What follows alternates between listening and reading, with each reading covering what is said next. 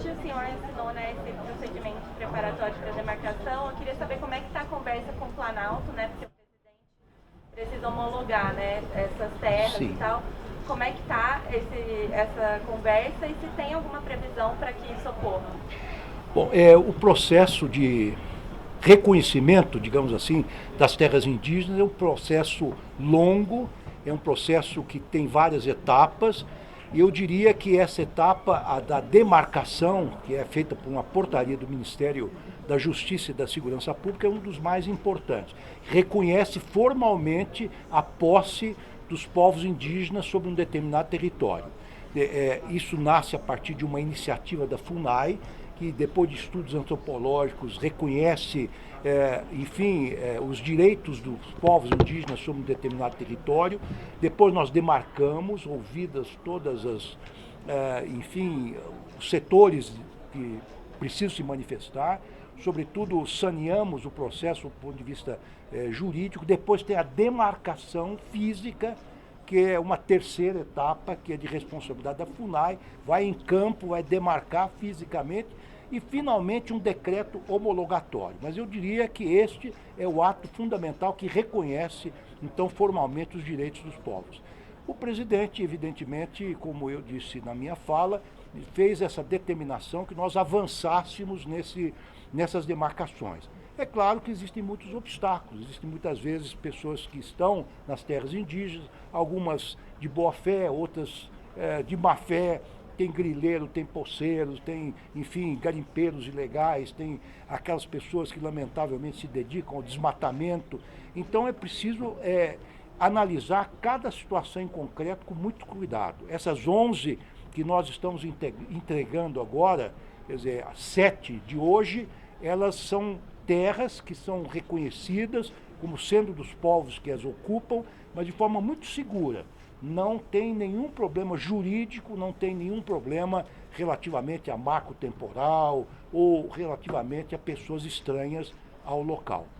Mas o governo trabalha com algum prazo para o presidente assinar esse decreto? Olha, o prazo é o prazo realmente das dificuldades naturais. Imagina, hoje nós estamos entregando ou reconhecendo quase 20 mil hectares, não é? Como sendo de posse dos povos ancestrais. Agora, o que é que precisa fazer? A FUNAI precisa ir lá em loco, né? E fazer a demarcação física. Isso não é fácil. Essas terras, talvez, aqui no Vale do Ribeira, sejam mais fáceis de demarcar, ou do Pico do Jaraguá, que está numa área super urbanizada. Agora, outras áreas mais remotas, no meio da Amazônia, ou no Pará, como fizemos recentemente, é coisa mais difícil. Então, e muitas vezes encontram até resistência de pessoas que estão eventualmente querendo ingressar na área ou impedir o trabalho da FUNAI. Então não há prazos, é a realidade concreta que vai determinar o ritmo dos trabalhos. Mas eu posso assegurar, e aqui está a ministra Sônia Guajajara, que a orientação do governo é cumprir à risca aquilo que a Constituição Federal assinala como sendo um dever do Estado. Ministro, o senhor já tem alguma meta? Existe alguma previsão de novas terras sendo demarcadas? Olha, nós temos aqui a nossa secretária Sheila de Carvalho e temos também o representante da Advocacia Geral da União, que está se debruçando sobre todos os processos com muito cuidado. Então nós estamos agora, primeiramente, nos debruçando sobre aquilo que não está judicializado. Nós sabemos que há uma suspensão de todos os processos que estão sub júdice, por assim dizer, pelo ministro Gilmar Mendes. Está tentando uma conciliação e tudo mais. Aquilo que não está suspenso ou não é objeto de uma demanda judicial, nós estamos nos debruçando sobre vários. Tínhamos 25, não é mais ou menos? Tínhamos 25 ainda pendentes, mas Agora cada caso é um caso. Fora nós temos, essas 11? fora essas 11. Agora fica diminuiu. 18, né? Passivo, Diminuiu 11, Tira 18. 11 dos 25, que estão maduros não, estão aqui sob análise. Não é? Então nós estamos analisando, esta é uma das prioridades do nosso Ministério. E claro que nós, de um lado, demarcamos, mas de outro lado também, através da Polícia Federal, da Polícia Rodoviária Federal, da Força Nacional, nós temos um papel importante, não só da desintrusão de estranhos das terras, mas também, muitas vezes, temos que manter um destacamento físico da Força Nacional para impedir que essas terras sejam invadidas. Mas então, como eu disse, é algo que tem que ser feito com uma visão concreta do caso sob exame. Ministro, Vocês falaram aí que ainda faltam 18 territórios indígenas. 18, é isso. Em Isso.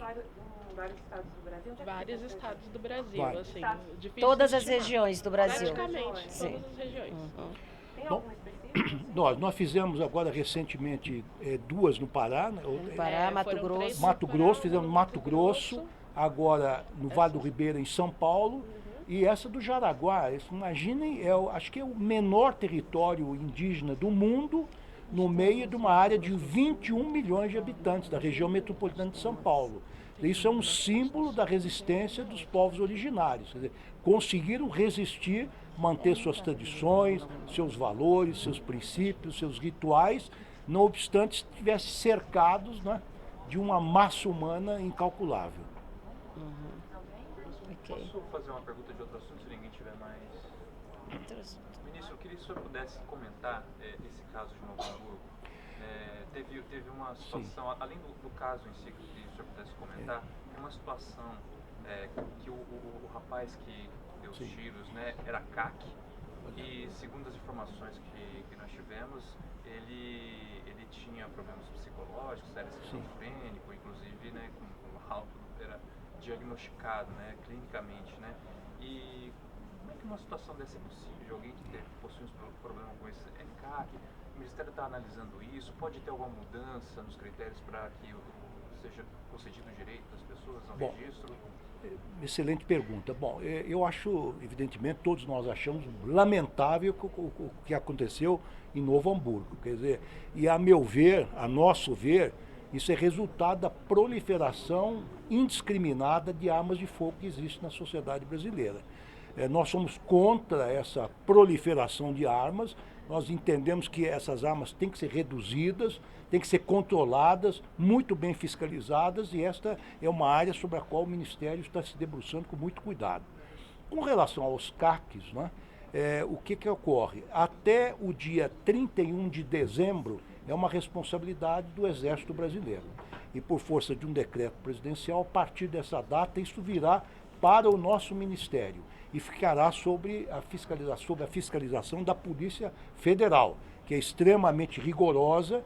Nós vamos reexaminar, reavaliar a situação quando vier para nós de cada um dos CACs e vamos fazer uma triagem rigorosa para saber se realmente a pessoa que se diz filiada a um desses CACs, se ela tem antecedentes criminais, se ela tem condições psicológicas, se ela tem condições técnicas para portar uma arma.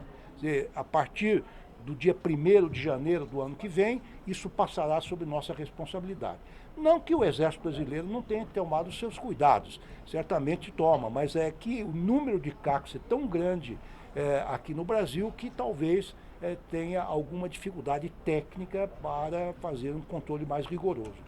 Mas o que eu posso garantir, posso afirmar, que a partir do momento que vier para o nosso Ministério e ficar sob a fiscalização da Polícia Federal, realmente nós seremos extremamente rigorosos na concessão de licenças de novos CACs ou de membros dos CACs já existentes. Ministro, nesse tema da segurança pública, né, o Ministério estava trabalhando numa questão mais profunda que era a PEC, né? Isto. Como é que isso está atualmente? Avançou no Planalto?